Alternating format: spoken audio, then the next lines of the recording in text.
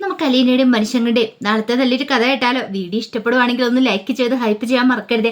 അതോടൊപ്പം തന്നെ ആദ്യമായി കാണുന്നവരാണെങ്കിൽ സബ്സ്ക്രൈബ് ചെയ്യാനും മറക്കരുത് കേട്ടോ. അതിനു മുമ്പ് ഒരു കാര്യം പറഞ്ഞോട്ടെ, ഇന്നലെ ഞാൻ മെസ്സേജ് ഇട്ട് കഴിഞ്ഞപ്പോൾ ഒത്തിരി പേര് എനിക്കൊന്ന് മെസ്സേജ് ഇട്ടു കേട്ടോ. വിഷമിക്കൊന്നും വേണ്ട, നെഗറ്റീവ് കമൻറ്റുകളൊക്കെ തള്ളിക്കളഞ്ഞേക്കാൻ പറഞ്ഞു. അതിലെനിക്ക് ഒത്തിരി നന്ദിയുണ്ട്. കാരണം ഒത്തിരി പേരെന്നെ സ്നേഹിക്കുന്നുണ്ടെന്നുള്ള കാര്യം എനിക്കും മനസ്സിലായി കേട്ടോ. അപ്പോൾ അവരോടെല്ലാം എനിക്ക് എപ്പോഴും നന്ദി മാത്രമേ പറയാനുള്ളൂ കേട്ടോ. അങ്ങനെ ഒടുവിൽ നമ്മൾ കാണുന്ന അലീനയ്ക്ക് നല്ല സങ്കടമായി പോയി. താൻ ആ വീട്ടിൽ നിന്ന് പോന്നെങ്കിലും ഇതുവരെയായിട്ടും അമ്മയുടെ മനസ്സിലൊരു മാറ്റം ഉണ്ടായിട്ടില്ല. ബബിതേനെയൊക്കെ വെറുതെ ഒരു കാരണമില്ലാതെ കുറ്റപ്പെടുത്തുന്ന ഓർത്ത് കഴിഞ്ഞപ്പോൾ എന്ത് ചെയ്യണമെന്ന് പോലും അറിയണ്ടായിരുന്നില്ല. ഒരു പക്ഷേ താൻ അവിടെ നിന്ന് പോന്നു കഴിഞ്ഞിട്ടുണ്ടെങ്കിൽ പ്രശ്നങ്ങൾക്കൊക്കെ പരിഹാരമാവുമെന്ന് കരുതിയിരുന്ന, പക്ഷെ അമ്മ മനഃപൂർവ്വം ഇറങ്ങി തിരിച്ചിരിക്കുക. ബബിതയുടെ ദേഷ്യവും കാര്യങ്ങളൊക്കെ അലീനയ്ക്ക് നന്നായിട്ടറിയാം. ബബിത അങ്ങനെ വിട്ടുകൊടുക്കില്ല. കൃഷ്ണമോളാണ് ഇച്ചിരിയെങ്കിലും ഒരു മയമുണ്ട്, പക്ഷെ ബബിത അങ്ങനെയല്ല, ഉരുളക്കുപ്പേര് പോലെ മറുപടി കൊടുക്കുകയും ചെയ്യും. പക്ഷെ അമ്മയുടെ അടുത്ത് അമ്മയുടെ സ്വഭാവത്തിന് അതൊക്കെ വേണം താനും. പക്ഷെ എന്നാലും അമ്മ അങ്ങനെ വിട്ടുകൊടുക്കില്ല. ഓരോന്ന് വെറുതെ പറഞ്ഞ് ചൊറിഞ്ഞുകൊണ്ടിരിക്കും. അതൊക്കെ ഓർത്ത് കഴിഞ്ഞപ്പോൾ അതെനിക്ക് ഭയങ്കര വിഷമമുണ്ട്. കാരണം അച്ഛൻ്റെ അസുഖത്തെക്കുറിച്ച് ഓർത്തായിരുന്നു എനിക്ക് ഏറ്റവും കൂടുതൽ ടെൻഷൻ. ഇങ്ങനെയുള്ള വേദനിപ്പിക്കുന്ന കാര്യങ്ങളൊക്കെ കേട്ട് കഴിഞ്ഞിട്ടുണ്ടെങ്കിൽ അച്ഛനും നല്ല സങ്കടമാവും. പിന്നെ അച്ഛൻ്റെ കാര്യം എന്താവും? താനവിടെ ഉണ്ടായിരുന്നേ പ്രശ്നമില്ലായിരുന്നു. അലീനയ്ക്ക് അന്നത്തെ രാത്രിയിൽ ശരിക്കും കിടന്നൊന്ന് ഉറങ്ങാൻ പോലും പറ്റുന്നുണ്ടായിരുന്നില്ല. പിറ്റേ ദിവസം രാവിലെ ആയി കഴിഞ്ഞപ്പം അലീന എഴുന്നേറ്റ് അടുക്കളയിലേക്ക് വന്ന് ഒരു ചായയൊക്കെ ഇട്ട് കുടിച്ച് അവത് കുടിച്ചാനൊരു ചായയൊക്കെ കൊണ്ടേ കൊടുക്കുകയാണ്. അങ്ങനെ അവത് കുടിച്ചാനും ഗുഡ് മോർണിംഗ് ഒക്കെ പറഞ്ഞു. പിന്നീട് അലീന നേരെ മുറ്റത്തേക്ക് ഇറങ്ങി കഴിഞ്ഞപ്പോൾ അവത് കുടിച്ചാനും കൂടെ ഇറങ്ങി. അല്ല, വെല്ലിപ്പച്ചൻ എന്തിനാ ഇപ്പം ഇറങ്ങിയത്? ഇതേ നല്ല തണുപ്പൊക്കെ ഉണ്ടല്ലോ എന്ന് പറഞ്ഞു. അതൊന്നും സാരമില്ല മോളെ, ഇങ്ങനെ ഇറങ്ങി നടക്കുമ്പോഴേ കാലിനും കൈക്കൊക്കെ നല്ല എനർജി കിട്ടും. ഞാനവിടെയെങ്കിലേ പുനലൂര് വീട്ടിൽ എങ്ങനെയാ രാവിലെ എനിക്ക് പുറത്തൊക്കെ ഒന്ന് ഇറങ്ങി ഇങ്ങനെ നടക്കണം, എന്ത് സുഖമുള്ള ഏർപ്പാടാണെന്നറിയാവെന്ന് പറഞ്ഞു. അങ്ങനെ അവർ രണ്ടുപേരും കൂടെ സംസാരിച്ച് ഇങ്ങനെ നായക്കൊണ്ടരിയിലൊക്കെ പോയി. പിന്നീട് അതുകൂടി ഞാൻ ചോദിച്ചു, മോൾക്ക് ഇവിടെ ഇഷ്ടപ്പെട്ടോ എന്ന് ചോദിച്ചു. എനിക്ക് ഇഷ്ടപ്പെടുകയൊക്കെ ചെയ്തു. പിന്നെ എന്ത് പറ്റി മുഖത്തൊരു വല്ലായിക? അതെ, പപ്പയുടെ കുടിയെക്കുറിച്ചൊക്കെ ഓർത്തിട്ട് എനിക്കൊരു സമാധാനം കിട്ടുന്നില്ല. ഓ, അത് ഓർത്തിട്ടാണ് മോള് ടെൻഷൻ അടിക്കണേ. മോൾ എന്തിനാ ആ കാര്യം ഓർത്ത് വിഷമിക്കണേ? അതെ, ഞാനല്ലാതെ പിന്നെ ആരാ വിഷമിക്കണേ? ഒന്ന് ആലോചിച്ച് നോക്കിയേ. ഞാൻ ഇവിടേക്ക് വന്നതിന് ശേഷം ഒരു ദിവസമെങ്കിലും പപ്പ കുടിക്കാതിരുന്നിട്ടുണ്ടോ? ഇല്ല, എന്നും മൂക്കുമുട്ട കുടിക്കുന്ന കാണാം. അങ്ങനെ ഒന്നുമില്ല മോളെ, വല്ലപ്പോഴും ഒക്കെ ഉള്ളൂ. അത് വല്യപ്പച്ചൻ പറയരുത്, ഞാനും കാണുന്നതല്ലേ എന്നും തന്നെ കുടിക്കുന്നത്. അതെ, വല്യപ്പച്ചൻ്റെ മകനെ സപ്പോർട്ട് ചെയ്ത് നിൽക്കേണ്ട കാര്യമൊന്നുമില്ല. അത് കേട്ടപ്പം അത് കുടിച്ചാൻ പറഞ്ഞു, അത് പിന്നെ മോളെ അവൻ്റെ ഒരു ശീലം. ആ ശീലം മാറ്റിയില്ലെങ്കിൽ എങ്ങനെ എന്താ സംഭവിക്കുന്നതെന്ന് ആലോചിച്ച് നോക്കിയേ. ഇങ്ങനെ കുടിയാണെങ്കിൽ കുറച്ച് നാൾ കഴിയുമ്പോൾ കുടിച്ച് പപ്പയുടെ ചങ്കും കരളും ഒക്കെ പോവും. അങ്ങനെ പപ്പായ്ക്ക് എന്തെങ്കിലും സംഭവിച്ചാൽ പിന്നെ എനിക്ക് ആരുണ്ട്? ഒന്ന് ആലോചിച്ച് നോക്ക്. അത് കേട്ടപ്പോൾ അത് കുടിച്ചാൻ ഒരു നിമിഷം ഒന്ന് മിണ്ടാതിരുന്നു. ആ സമയം അലീന പറഞ്ഞു, എൻ്റെ അച്ഛൻ എന്നെ ഇവിടെ കൊണ്ടുവന്ന് വിടുന്ന സമയത്ത് എനിക്കൊരു പപ്പായുണ്ട്, എൻ്റെ പപ്പായുടെ അടുത്തേക്കാണ് കൊണ്ടുവിടുന്നതെന്ന് അറിഞ്ഞപ്പോൾ എനിക്ക് എത്രമാത്രം സന്തോഷമായിരുന്നറിയാവോ? ശരിക്കും ഒരു പപ്പയുടെ സ്നേഹം എന്തെന്ന് ഞാൻ അറിഞ്ഞിട്ടില്ല. ഒരച്ഛൻ്റെ സ്നേഹം എന്തെന്ന് എനിക്ക് ആദ്യമായിട്ട് അറിയിച്ചെന്നെ കാടപ്പാട്ട് വീട്ടിലെ അച്ഛനാണ്. പക്ഷെ ഇവിടെ വന്നു കഴിയുമ്പോൾ ഒത്തിരി പ്രതീക്ഷയോട് കൂടിയിട്ടാണ് വന്നേ. കുഞ്ഞുനാളിൽ എനിക്ക് ഭയങ്കര ആഗ്രഹമായിരുന്നു എനിക്ക് അച്ഛനും അമ്മയൊക്കെ വേണമെന്നുള്ളത്. സ്കൂളിൽ പഠിക്കുന്ന സമയത്ത് കുട്ടികളുടെയൊക്കെ അച്ഛനും അമ്മ പേരൻസ് മീറ്റിങ്ങിലും കാര്യങ്ങളൊക്കെ വരും. കുഞ്ഞാരുടെ സമയത്ത് എനിക്ക് ബ്രിജിത്ത മമ്മിയായിരുന്നു വന്നുകൊണ്ടിരുന്നത്. ആ സമയത്ത് ഞാൻ ബ്രിജിത്ത മമ്മിയോട് പറയും, ഇതെന്താ ബ്രിജിത്ത മമ്മി, എല്ലാ കുട്ടികൾക്കും അച്ഛനും അമ്മയൊക്കെ ഉണ്ട്, എനിക്ക് മാത്രം ആരുമില്ലാത്തതെന്നൊക്കെ ചോദിച്ചു കഴിയുമ്പോൾ മമ്മിക്ക് ഭയങ്കര വിഷമമാവും. എന്നാലും മമ്മി എന്താ പറയണമെന്നറിയാവോ?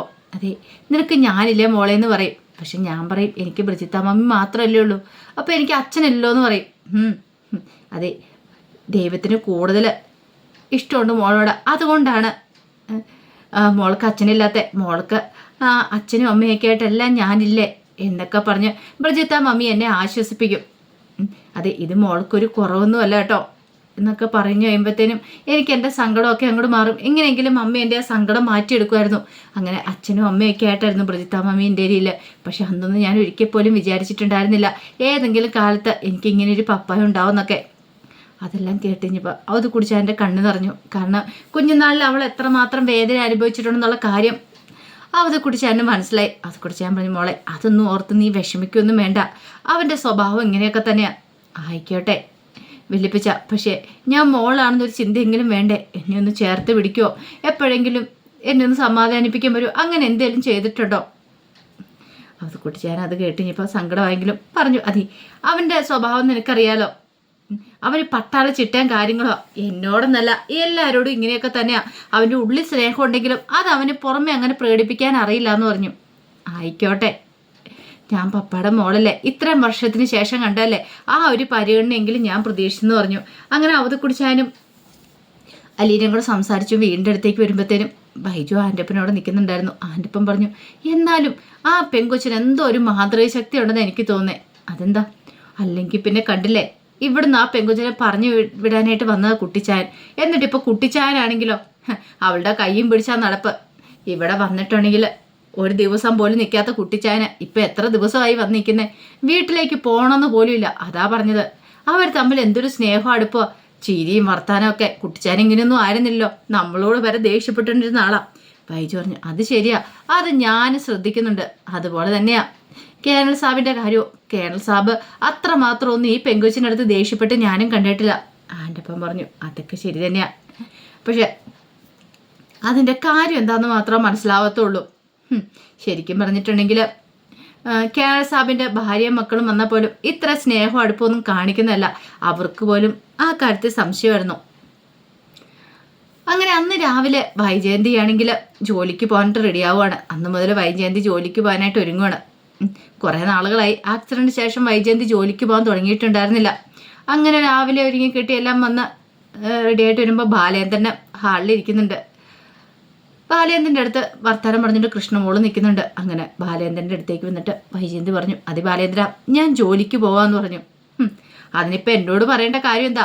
നീ ജോലിക്ക് പോകുവോ വരുവോ അതൊക്കെ നിന്റെ ഇഷ്ടങ്ങൾ, അതൊന്നും എൻ്റെ ഇഷ്ടമല്ലെന്ന് പറഞ്ഞു. അതെന്ത് വർത്താനാ ബാലേന്ദ്ര പറയണേ? ബാലേന്ദ്രൻ എന്താ ഈ കുടുംബത്തിന് ഗൃഹനാഥനല്ലേ? ഓ, ഗൃഹനാഥൻ, ആ ചിന്തയും കാര്യങ്ങളൊക്കെ നിനക്കുണ്ടോ? അല്ല, ബാലേന്ദ്രൻ കുടുംബനാഥനല്ലേ, പിന്നെ പോരാത്തൻ എൻ്റെ ഭർത്താവും. അപ്പം ഞാൻ പറയണ്ടേന്ന് ചോദിച്ചു. ഓ, നീ എൻ്റെ ഭാര്യയാണോ? എനിക്കങ്ങനെ തോന്നില്ല. നിന്നോട് മുമ്പ് ഞാൻ പറഞ്ഞിട്ടുള്ള കാര്യമാണ്. അങ്ങനെ എന്തേലും തോന്നലും കാര്യങ്ങളൊക്കെ ഉണ്ടായിരുന്നെങ്കിൽ തോന്നുമ്പോൾ വരുകയും തോന്നുമ്പോൾ പോവുകയും ചെയ്യുന്ന പ്രവൃത്തി നീ ചെയ്യില്ലായിരുന്നു. നിനക്ക് ഇഷ്ടമുള്ളപ്പോൾ വരാം പോവാം.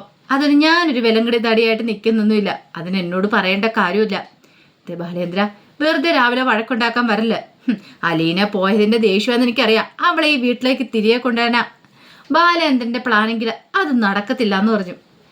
അവളെ തിരികെ കൊണ്ടുവരാനേ ഞാനോ? അങ്ങനെ തിരികെ കൊണ്ടുവരാനാണെങ്കിൽ അവളെ ഇവിടുന്ന് പറഞ്ഞു വിടേണ്ട കാര്യം ഉണ്ടായിരുന്നോ വൈജയ്? നിനക്ക് തെറ്റി.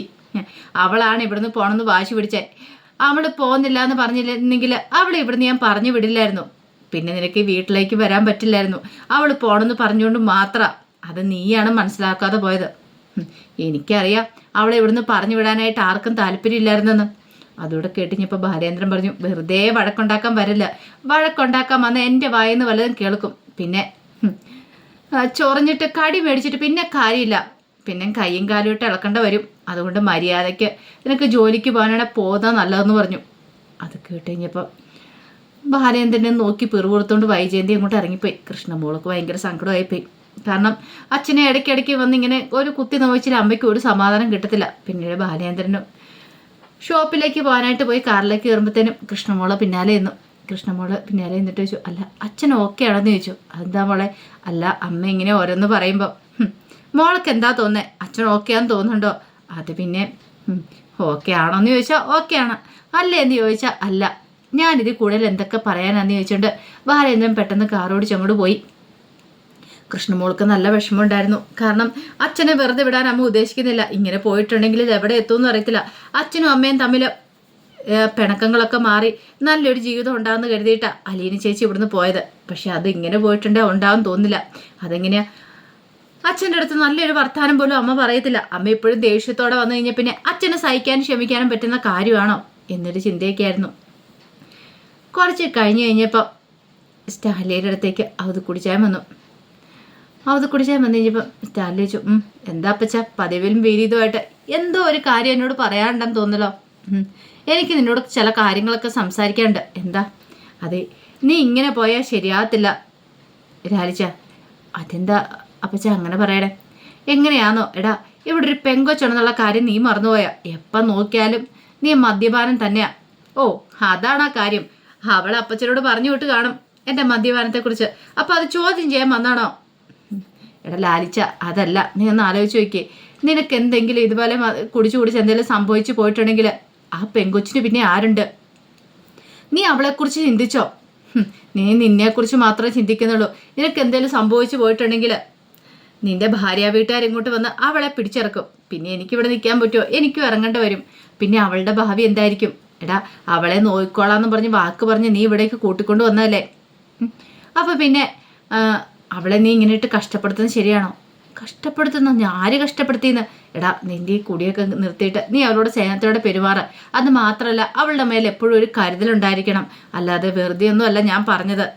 നാളെ സംഭവിക്കാൻ പോകുന്ന കാര്യത്തെക്കുറിച്ച് പറഞ്ഞ മനുഷ്യന്റെ കാര്യമല്ലേ. എപ്പോഴേത് സമയത്ത് എന്താ സംഭവിക്കണമെന്നും പറയാൻ പറ്റില്ല. പക്ഷെ നാളെ നിനക്ക് എന്ത് സംഭവിച്ചാലും അവൾ ഒരു കാരണവശാലും അനാഥയായി പോവരുത്. ഇതൊക്കെ വെച്ചാൽ ഞാൻ പറഞ്ഞതെന്ന് പറഞ്ഞു. അതും പറഞ്ഞിട്ട് കുട്ടിച്ചാനും കൂടെ പോയി കഴിഞ്ഞപ്പോഴത്തേനും സ്റ്റാലിൻ ഇങ്ങനെ ആലോചിച്ചു. ശരിയാ അപ്പച്ചൻ പറഞ്ഞേ, നാളെ തനിക്ക് എന്തെങ്കിലും സംഭവിച്ചിട്ടുണ്ടെങ്കിൽ അവളുടെ കാര്യത്തിൽ അവളെ ചിലപ്പോൾ എല്ലാവരും കൂടി പിടിച്ചിറക്കി വിടും. അതൊരു കാരണവശാലും പാടില്ല എന്നൊരു തീരുമാനമൊക്കെ സ്റ്റാലിൻ എടുക്കുന്നുണ്ട്. അതിൻ്റെ കഥകൾക്കായി നമുക്ക് എല്ലാവർക്കും കാത്തിരിക്കാം കേട്ടോ. ഒരിക്കൽ കൂടി എല്ലാവർക്കും ശുഭരാത്രി നേർന്നുകൊണ്ട് നിർത്തുന്നു. നന്ദി.